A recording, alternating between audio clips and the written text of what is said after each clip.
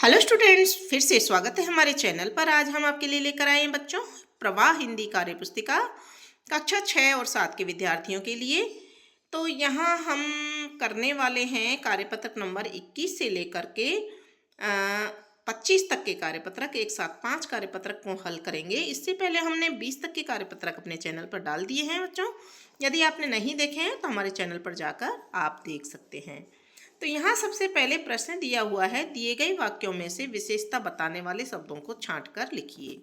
ठीक है, तो हमें यहाँ विशेषता बताने वाले शब्द लिखने हैं। तो यहाँ देखिए, सबसे पहले है काला हिरण बहुत सुंदर है। तो यहाँ पर क्या है, काला और सुंदर दोनों शब्द विशेषता बता रहे हैं हिरण की। फिर है हिमालय पर्वत बहुत ऊंचा है। तो यहाँ बहुत ऊंचा पर्वत की विशेषता बता रहे हैं। बाग में हरे भरे पेड़ हैं। तो यहाँ हरे भरे ये पेड़ पौधों की विशेषता बता रहे हैं। तो हरे भरे को लिख देंगे, पेड़ पौधे लिखने की जरूरत नहीं होगी। कक्षा में 30 बालक पढ़ रहे हैं। तो यहाँ 30 आ जाएगा। ये बालकों की विशेषता है कि कितने बालक हैं, 30 बालक। यह गन्ना बहुत मीठा है। तो बहुत मीठा यहाँ पर गन्ने की विशेषता बता रहा है। सभा में कम लोग आए। तो यहाँ कम लोगों की विशेषता है। सारी घास गाय को खिला दी। तो सारी घास की विशेषता है। ठीक है ना। तो इस तरह से हम विशेषता बताने वाले शब्दों को छांटकर लिख देंगे। प्रश्न नंबर 2 है, नीचे बॉक्स में दिए गए विशेषण शब्दों से वाक्य पूरे कीजिए। तो यहाँ विशेषण शब्द दिए हुए हैं, मीठा, अंधेरा, आगे, रंगीन, चौथा, ताजा और गुलाबी। यह आम बहुत मीठा है, पहले से लिखा हुआ है। गली में चौथा मकान मेरा है। कमरे के भीतर अंधेरा है। कार का आगे का पहिया पंचर हो गया। पलंग पर रंगीन चादर बिछी है। यह गाजर बहुत ताजा है। ठीक है। और रुबीना ने गुलाबी रंग का फ्रॉक पहना है। तो यहाँ सेंटेंस ऊपर से नीचे, यहाँ ऊपर नीचे छप गया है। इसको इसके साथ में पढ़ेंगे, नीचे वाक्य के साथ में है। ठीक है ना। तो यहाँ पर फ्रॉक का जो गुलाबी रंग है वो विशेषता बताने वाला शब्द हो गया। तो इस तरह से हम इन खाली जगह को भर देंगे। अब है कार्यपत्रक नंबर 22, जिसमें दक्षता है व्यवहारिक व्याकरण की लिंग और वचन युक्त शब्दों की पहचान कर पाने की। प्रश्न नंबर 1 है, दिए गए शब्दों में से स्त्रीलिंग एवं पुल्लिंग शब्द ढूंढकर लिखिए। माता, टीना, राम, किताब, यमुना, बैल, चिड़िया, भाई, गायक, शेर, जोगी और देवी में से हमको स्त्रीलिंग अलग करने और पुल्लिंग अलग करने हैं। तो यहाँ हमने स्त्रीलिंग में लिखा है छांट छांट के, टीना, माता, किताब, यमुना, चिड़िया और देवी। और पुल्लिंग में लिखेंगे राम, बैल, भाई, गायक, शेर और जोगी। ठीक है। प्रश्न नंबर 2 है, दिए गए एक वचन शब्दों का बहुवचन के साथ मिलान कीजिए। कन्या, कन्याएं, सड़क, सड़कें, पुस्तक, पुस्तकें, मैं, हम, फूल, फूलों। ठीक है। अब है प्रश्न नंबर 3, खाली जगह में स्त्रीलिंग शब्द भरिए। तो यहाँ पर पिता का स्त्रीलिंग क्या हो जाएगा, माता घर का काम करती है। भाई का क्या हो जाएगा, बहन राखी बांधती है। मोर का क्या हो जाएगा, मोरनी सुंदर नृत्य करती है। कवि का, कवियत्री कवि सम्मेलन में नहीं पहुंच पाई। ठीक है। चौथा प्रश्न है, निम्नलिखित शब्दों में बहुवचन शब्द लिखिए। बच्चा का, बच्चे, खिलौना, खिलौने, घड़ी, घड़ियां, महिला, महिलाएं, संतरा, संतरे, नदी, नदियां। अब देखेंगे कार्यपत्रक नंबर 23, जिसमें दक्षता है संदर्भ के अनुसार कहानी या कविता को आगे बढ़ा पाने की।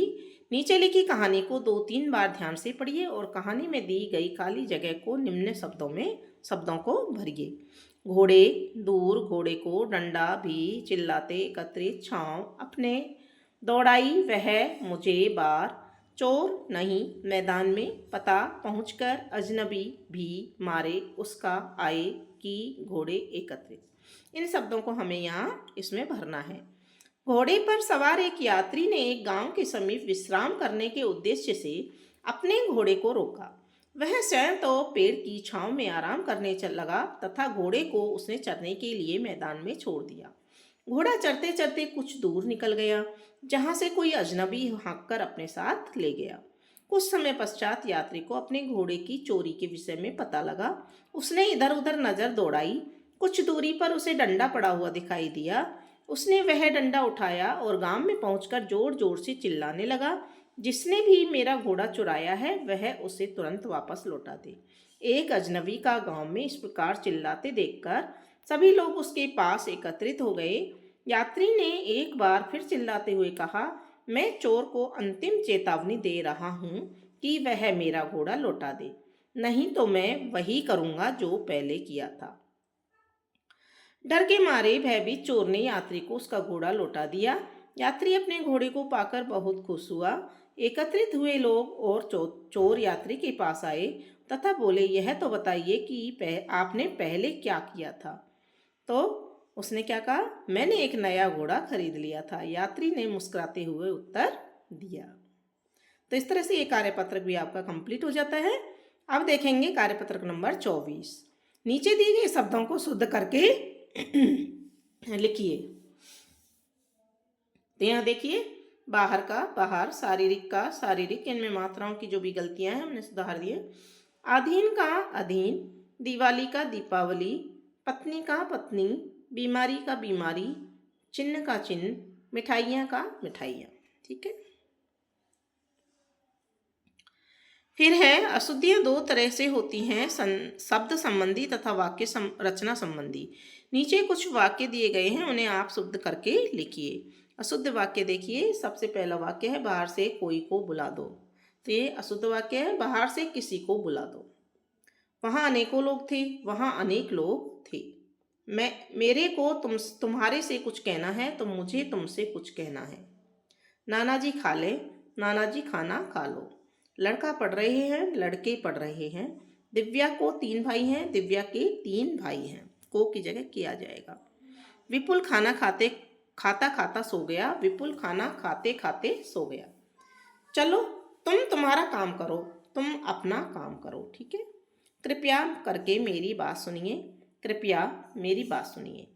क्या आप दूध पी लिए हैं, क्या आपने दूध पी लिया है। ये सही वाक्य हो जाएगा। ठीक है।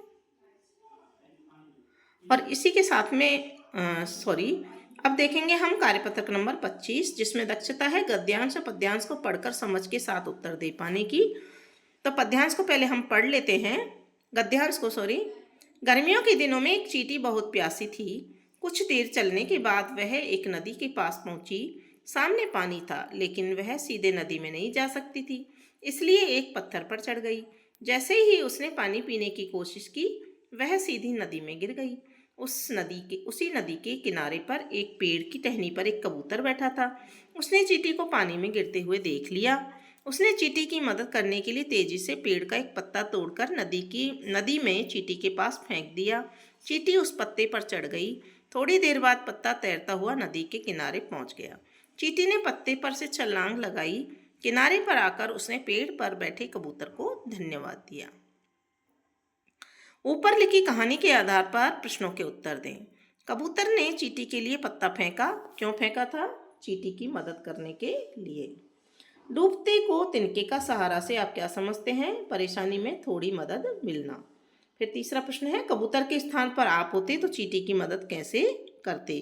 तो हम होते तो चींटी को हाथ से उठाकर बाहर निकाल देते। प्रश्न नंबर 4 है, क्या आपने कभी किसी की मदद की है? अपने शब्दों में लिखिए। तो हमने लिखा है, एक बार हम बाजार गए थे, तब एक बूढ़े अंकल जी को सड़क पार करने में हमने उनकी मदद की थी।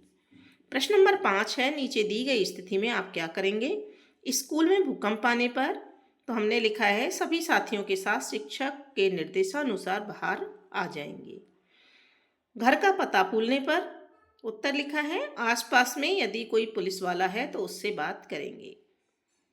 ग है, घर में चोर घुसने पर परिस्थिति के अनुसार सुरक्षित जगह से फोन का प्रयोग करेंगे या फोन करेंगे। ठीक है। फिर ग है, परीक्षा में प्रश्नों के उत्तर ना आने पर थोड़ा सोचेंगे, व याद आने पर लिखेंगे। ठीक है। इसी के साथ में आपका ये कार्यपत्रक 25 भी पूरा हो जाता है। तो यहाँ हमने स्टूडेंट्स 5 कार्यपत्रक देखे हैं, कार्यपत्रक नंबर 21 से लेकर 25 तक के। आगे के कार्यपत्रक देखने के लिए बच्चों आप हमारे चैनल को सब्सक्राइब कीजिए, वीडियो को लाइक कीजिए, कमेंट बॉक्स में एक प्यारा सा कमेंट जरूर लिखिए, भूलना मत। तो मिलते हैं अगले वीडियो के साथ, तब तक के लिए धन्यवाद।